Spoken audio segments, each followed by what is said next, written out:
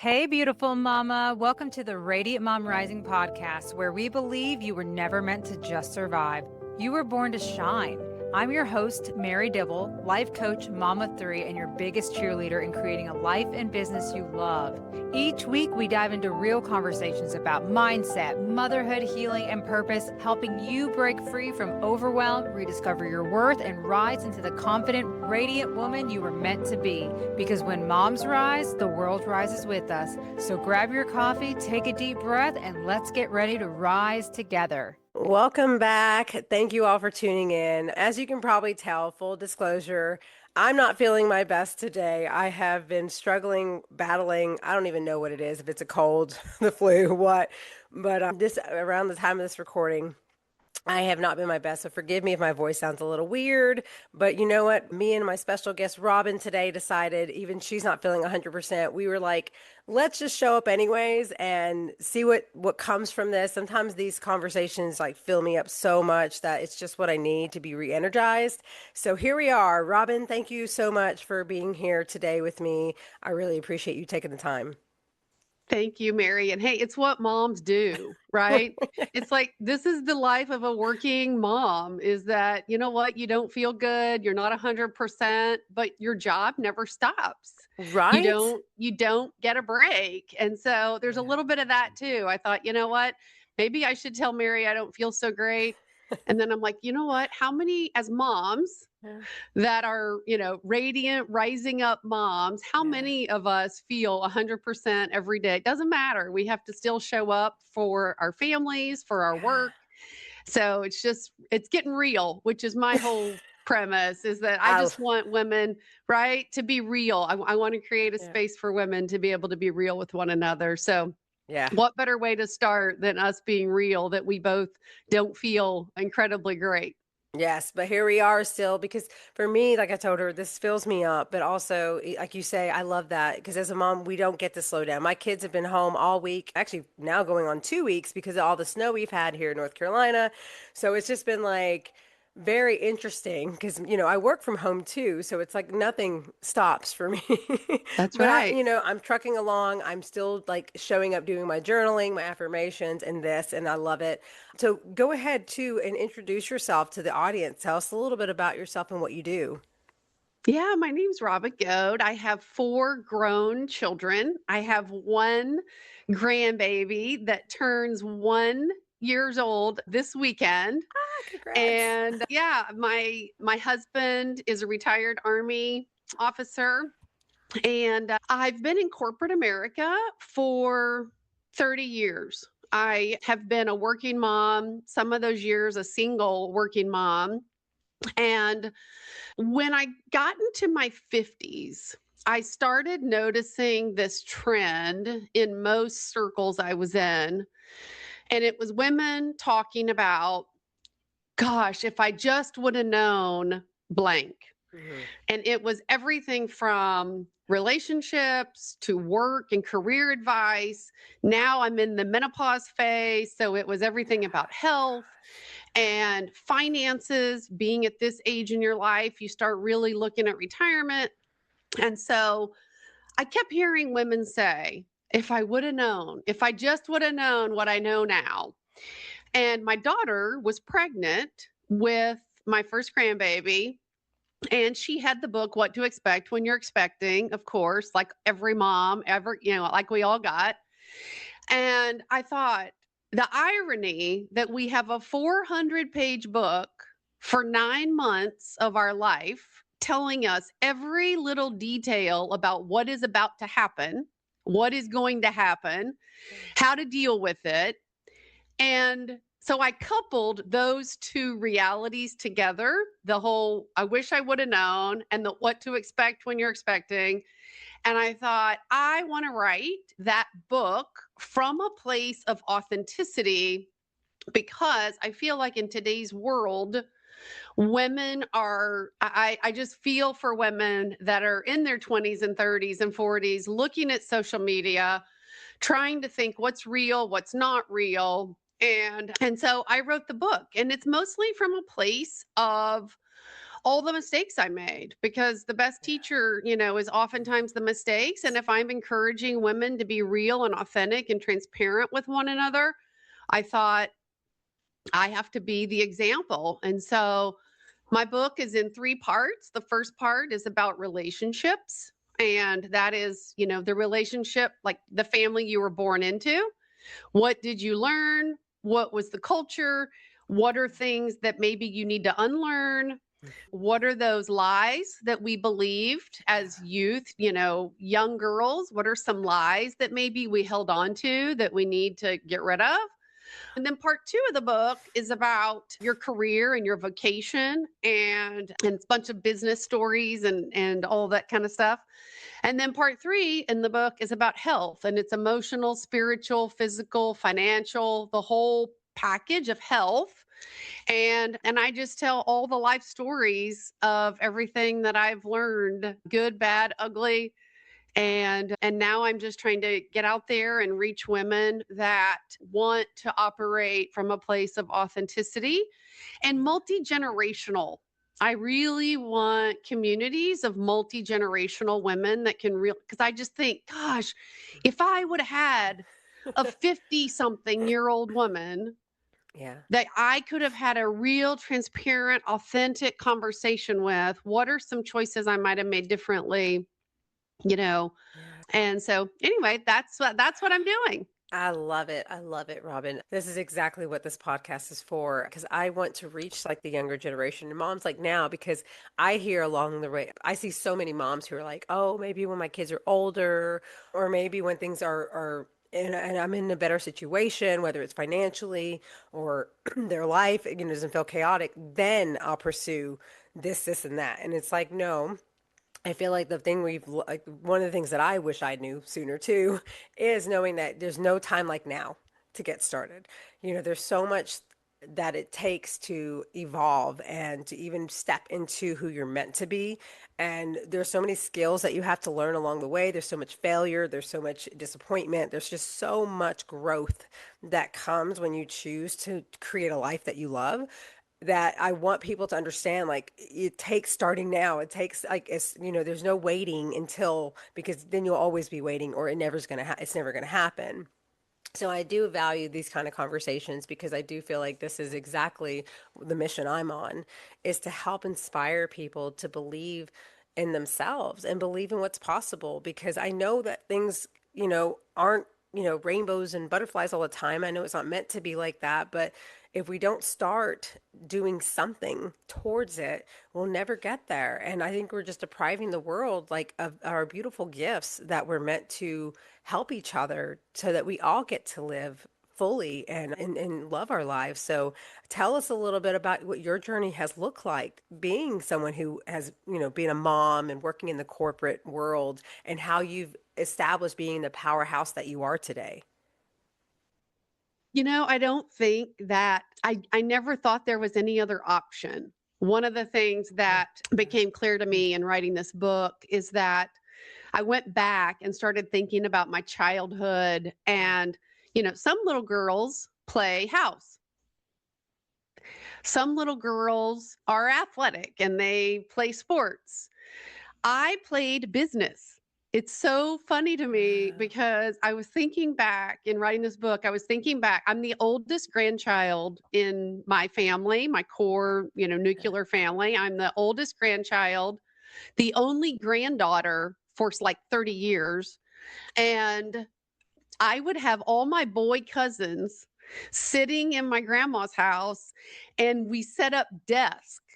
And I would go, my grandma had adding machines. I don't know if you know what an adding machine is, but it's a keypad that makes this noise. And it's like secretaries used to type, and it would go. And my grandma had it, and she wouldn't let us use the paper because the paper was too expensive, but she let us play with the adding machine. So anyway, I would make my boy cousins, I had 3 of them. I would make them set up desks, and I would walk around and ask them how much they sold that day, tell me what they were doing. So I played business, And then my family owned a children's clothing manufacturing line. And I started working in that manufacturing facility when I was a little kid. I started going to markets. And so I have been around business Yeah. my entire life. And so going to college, getting out and becoming a career woman was really never even a thought. I mean, that was just what I was going to do. And so however, so I did that. And it's been a great career. I said, corporate America has been very good for me, and I have been very good for it.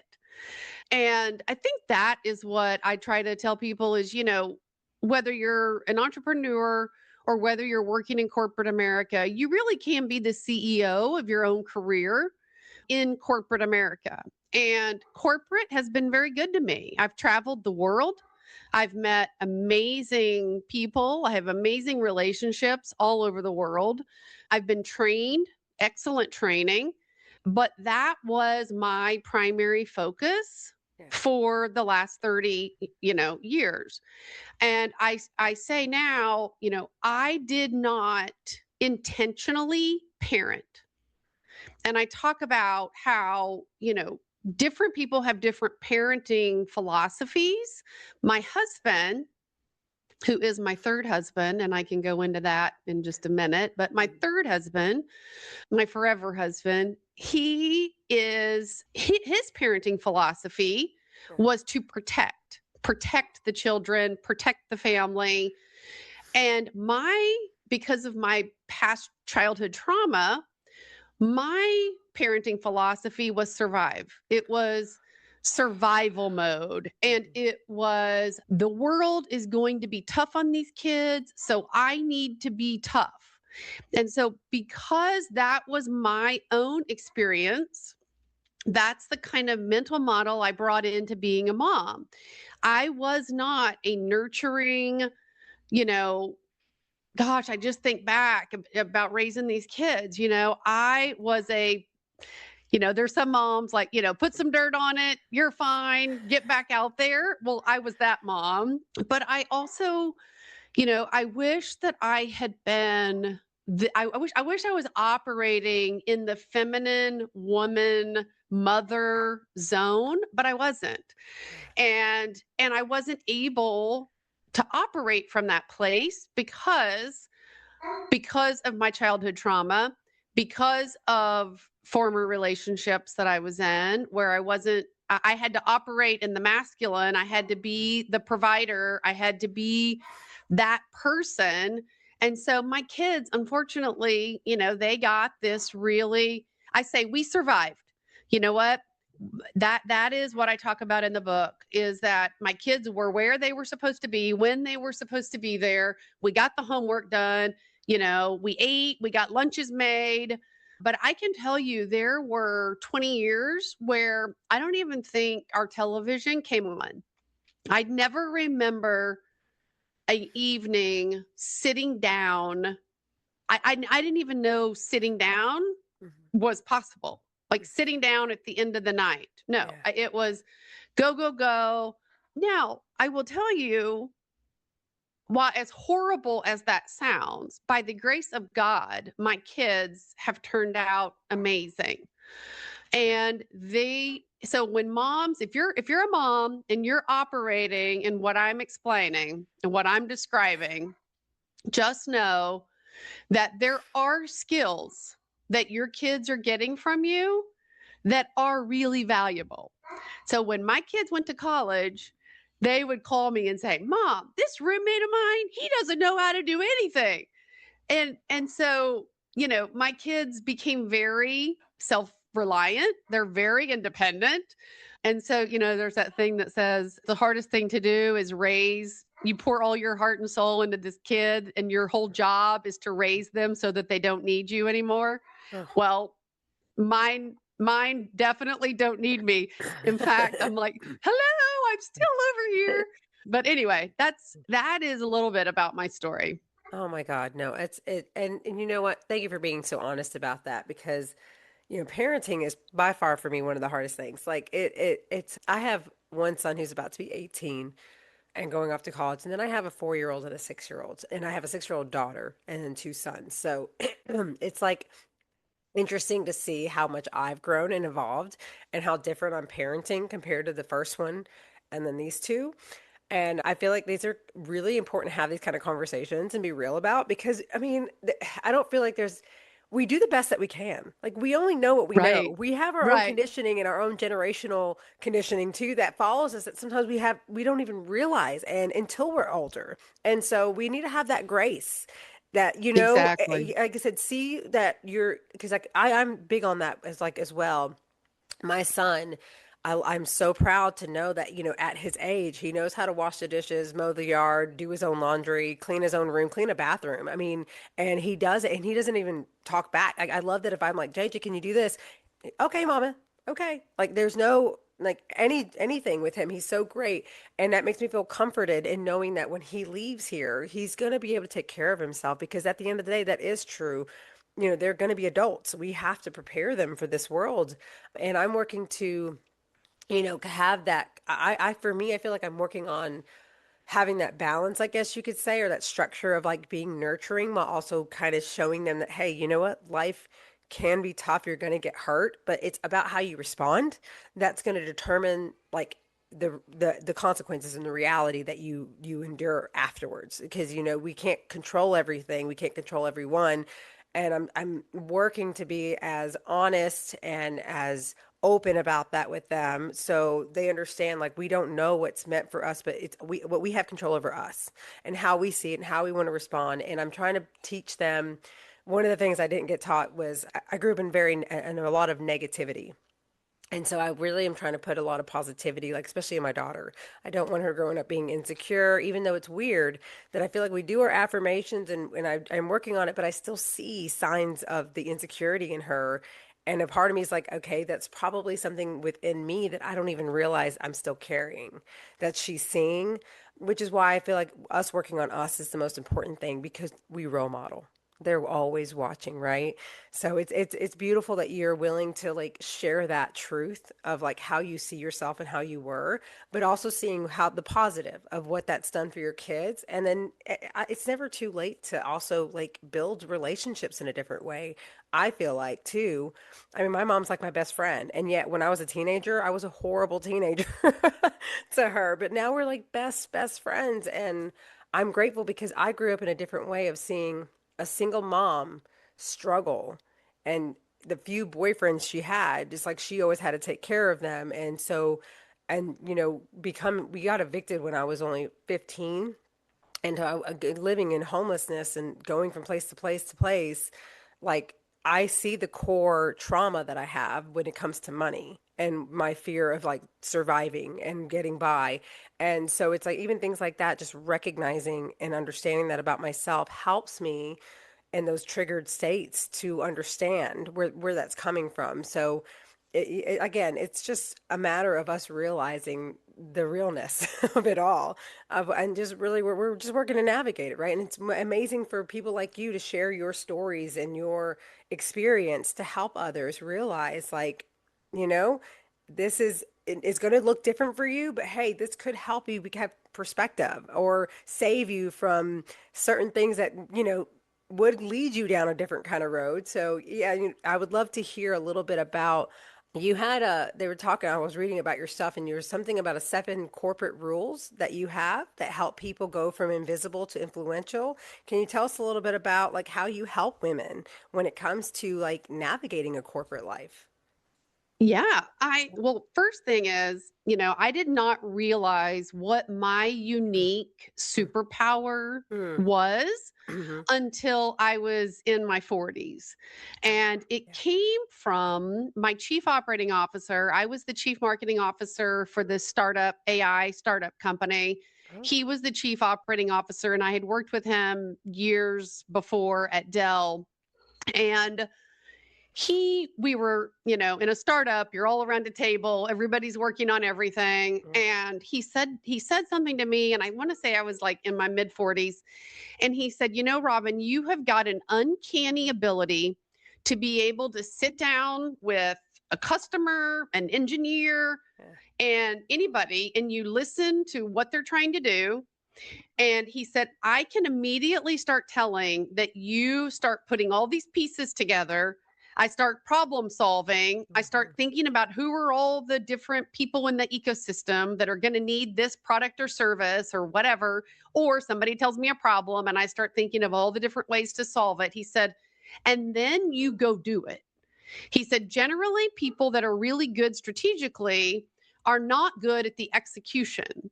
But you have got an uncanny ability to be able to think strategically, but also act and execute. And that is a very unique gift that generally requires two people, and you have it all in one person. And when you operate in your strengths and your gifts, you think that's how everybody is. You think that's how everybody thinks. You don't really realize that this is unique and really valuable. And so what I like to first help people do is get to their superpower. You know, what is the superpower? And it probably, if you think about, go look at your past performance reviews. Go listen. What do people come to you for advice for? That is probably your superpower, because it's just how you naturally operate and it's the message that you're putting out into the world. And so people, will come to you for advice on a particular thing, and you'll start to be like, man, I'm always the fix it person, or I'm always the organizer, or, whatever it might be. That is your superpower. So the first thing I like to help folks do is figure out what their superpower is. And how does that translate into the workplace? So after we figure out what that is, how that translates into their job, then I start explaining how, especially in corporate America, there are rules for how it operates. And so those rules are things like never miss an opportunity in a meeting, that a meeting is actually your audition for the next role.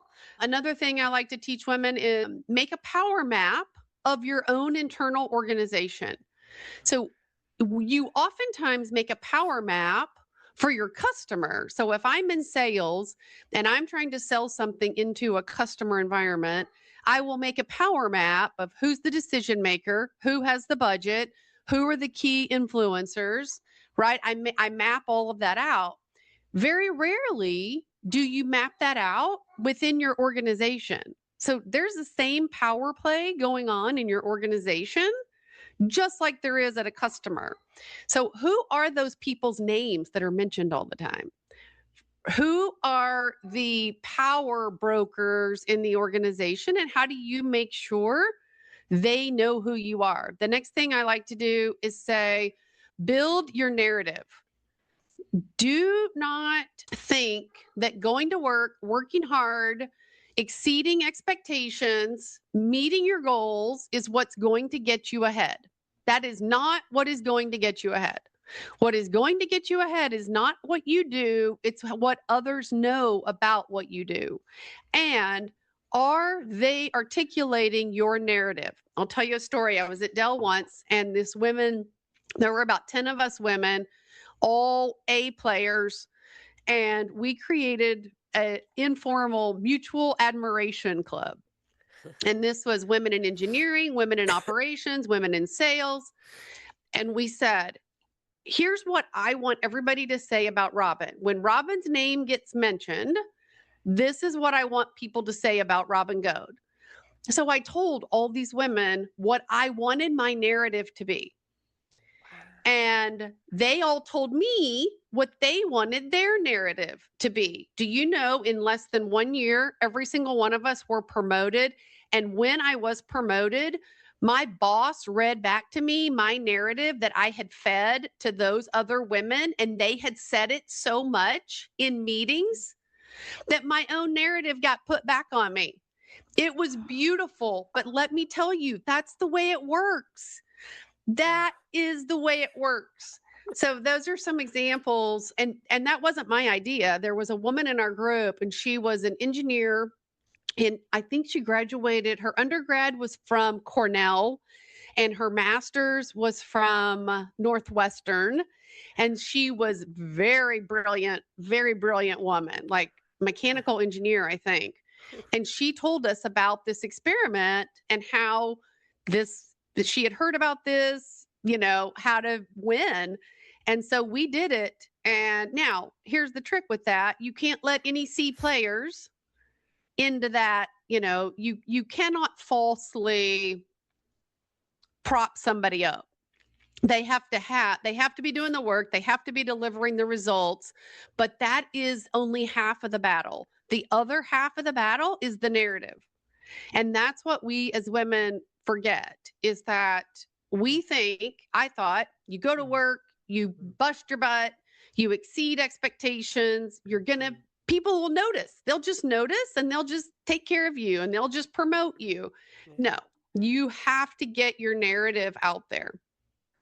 Oh yeah. Oh yeah. I mean, that makes sense because I've seen it in the workplace where it's like you can do all the right things too, and it's like they'll still find the things that you do wrong and point that out. And it's like, or sometimes they'll take advantage of that. Like if they notice that you're so good, I think I was always one of those people like who went above and beyond what I was worth, or what I was paid. And like you say, thought that that would be enough to have people notice me. But it's like, no, they just took advantage. Like, okay, she's going to do that and only get paid this. So, all right, let's just let her keep doing it and keep adding on to her plate. Yes. And so I've seen that. And I think that's very, especially the narrative part, that really is so important, not just even in the work life, in our own lives. It's like when they talk about the story, we tell ourselves that we have to change the narrative of our story and who we want to be and how we want to show up in life if we really want to see a change, and I think that's a very powerful message and a powerful example of how that works, like just even in the work field, Oh, yeah. of like, letting people see who you want to be seen. This is why I do a lot of identity work, because I feel like that is the thing that so many of us struggle with. It's like we feel like we have to already have all the things or be the person already in order to receive all that. But it's like we have to work on literally embodying that identity of ourselves and taking intentional action through that identity of like, well, how would she decide? How would she show up? And allow ourselves to like become her, become who we're meant to be through taking action, even if it's messy. But we have to believe in that we are that versions of ourselves and allow ourselves to let go of the old when each time that we come to a new season of growth, and allow ourselves, because sometimes like the version of ourselves that get us to a certain point, great, that was great, it got us to this point, but now we're having to evolve even further, and that's a whole nother identity. And it's really important to have that support and to understand that, so that you're not bombarded now with these new challenges and this new, weight that you're carrying. Not weight, I wouldn't say, but the abundance that you'll carry that is for this next season and things like that, that may end up feeling like a weight if you don't go about it, in the most positive way. So yeah, this is a wonderful, wonderful examples. And I also really love the fact that you took these moments in your life to write this book. What was your experience like writing a book too? I've always had a dream of being an author someday myself, so I always love hearing about like your journey with writing a book. What was that like for you? I didn't have a dream ever to write a book, but I was a journalist, Oh, in my early days. And I'm a big journaler. I do my best thinking, I spend quiet time every morning and I really am a big journaler. And so, and when I started a healing journey about 8 years ago. And during the last 5 years, I'll say I have really done a lot of work to go back and really figure out who I am, who I really am, not the facade. Because if you look on the outside of Rob, I mean, I look good, right? I mean, I've got an excellent career, four successful kids. I mean, nobody is homeless or addicted to drugs or alcohol, or yeah. we look good on the outside, but I go back to that realness that I have been craving my whole life. And so through this healing journey that I've been on, it's been a ton of writing. And in February last year, so 1 year ago, I reached out to a publisher and I said, I've got 925 pages of writing that I have done just over the course. And I really thought what we were going to do was a book for each decade. So a book about your 20s, a book about your 30s, a book about your 40s. And they said, Robin, the way printing is done today, that'll be way too hard. So let's put it all in one book, but let's categorize it. It took us about a month to figure out how we actually wanted to organize everything. And that's where we came into the, part 1 is about relationships. Part 2 is about your vocation and career and work. And part 3 is about health and all the things that financial, physical, spiritual, emotional. And that's how we ended up organizing it. But it was great having a publishing partner that could, we worked on it, I think 1 or 2 days a week for a couple hours in the morning. We would spend going over everything. It took us probably 2 months to get our thoughts organized, to get the book. And then we couldn't agree on a title. And they like to have a working title that you use the whole time to kind of be your North Star. And it took us forever. And I was asleep. And I woke up at 3:00 in the morning with the title. Oh my God. Girl by Birth, Woman by Fire, the Get Real Guide to Becoming the Woman You Were Meant to Be. And I woke up at 3:00 in the morning. I knew every time that God wants to get my attention, he always wakes me up. He gives me an idea and he wakes me up at 3:00 in the morning. So I knew it was a divine message. So I got out my phone and I wrote it down and went back to sleep. And I texted it to my publisher the next day and they said, oh, that's it. That's perfect. And we had been arguing and arguing. They didn't like what I said. I didn't like what they said. And this one, we all agreed and we moved forward from there. I love that. But it was great. It was also a lot. It was cathartic to write everything, to go back. My mom read the book in the last couple of weeks and she said, I don't know how you remembered all that stuff. And she said, honestly, I probably have blocked a lot of it out. And I said, yeah, I'm sure you did. Maybe you need to go on a healing journey. Oh my God, I love it. My mom's been on a healing journey and I love it. Like to see the change and how she's evolved since I've started my journey and now she's on it. Oh my God, it's beautiful. So I hope your mom does if she needs that. So because I get it, because we think about our generational conditioning is like theirs. Woo! Some of the things that my mom went through, it's like I'm so grateful. Like first of all, that she didn't even allow that to. I mean, obviously, in some ways it did affect how she parented, but in many ways it didn't. Because some people will take that and end up being almost just like their parents in that way, and she did the opposite. So, but like I said, it's beautiful to see other people. That's why I love this journey because not only has it changed me in ways that I never thought possible, but I love to help others because I just know what's possible. And I just want other people to see that for themselves and to help in any way that I can. And through these conversations, I just feel like there's so much evidence available now that shows like, we all have different things going on. Before we started recording, you were telling me, and I'd love for you to share it too on here about your mentor lunch and how that led you to where you were in Austin. Oh, when I changed careers? Okay. So Yes. I was going to be a reporter. My dream was to be Barbara Walters. I had wanted to be Barbara Walters since I was like, my mom said I started dressing up in her suits and pretending to be Barbara Walters when I was like second grade. And I worked at a TV station and it was not what I thought it would be. And I called one of my mentors. He was actually one of my professors. I called him and said, can I take you to a cup of coffee? I need to figure out what I'm going to do in my life because this newsroom is not it. And he said, yeah. So we go to have coffee. And he said, you know what, Robin, here's the deal. You are an excellent communicator.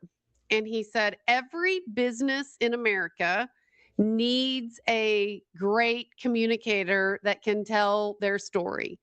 If I were you, I would either move to North Carolina, Charlotte or Raleigh, or Austin, Texas, because both of those communities are thriving and growing. This was in 1994. Oh, yeah. So I was like, well, I was born in Texas. I've got family in Texas. They're not in Austin, they're in North Texas, but they're close enough. If emergency, they could come down. And so I loaded up my 1989 Honda Prelude and a U-Haul, and I had $1,100 to my name. And I moved to Austin, and that was 32 years ago. Yeah, I love that because you just hear so many stories like that. People who just up and just move and they just start over, and that's such a scary, thought even to think about, like, starting anew and going somewhere completely different where you don't know anybody. But it's like, look at you and what you've created over that 30 years from making that one move. And how cool is it from a lunch with a mentor, open that door for you.